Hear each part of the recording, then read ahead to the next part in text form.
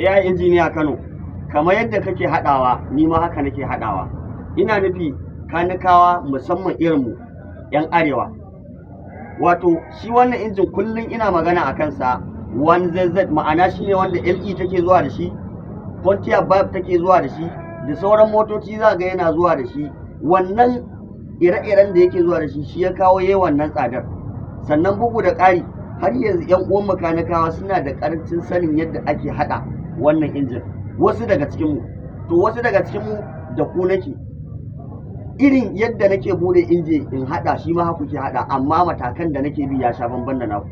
Haƙiƙa injin nan aluminium ne, kuma shi aluminium duk inda vibrating yake sai ya fitar. To da yawa kowa ya sani idan wannan injin yana ƙara baya wuce abu 3 zuwa 4. Na farko za a ce ma akwai ƙarar current shaft, akwai ƙarar sarƙa, akwai ƙarar camshaft, bugu da ƙari akwai ƙarar piston. Wai ma'ana ana nufin wai ba fa ƙarar piston ba yadda yake kaɗa nan shi kaɗai, a'a akwai maganar connector, an gane. Akwai bushin a nan, gashi nan wajen, akwai bushin a nan. Sannan kuma yana ɗauke da wannan kwaf ɗin. Wani lokacin ganganci ake yi, an gane, wai mutum sai ya ce bari wannan kwaf ɗin yana ƙara, bari ya yanka mai langa-langa ya sa a cikin nan ya ɗora. To idan ƙasa ka sani motar ba za ta karɓi wuta ba, za kuma ta riƙa wahalar tashi.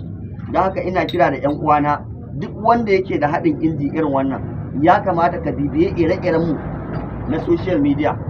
Akwai ɗan uwana yana ta ƙoƙari, ga AI injiniya shi ma yana ta ƙoƙari. Ya kamata mu mai da hankali domin mu riƙa aiki iri ɗaya.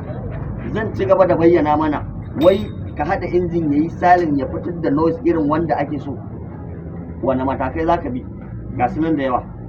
AI injiniya Kano.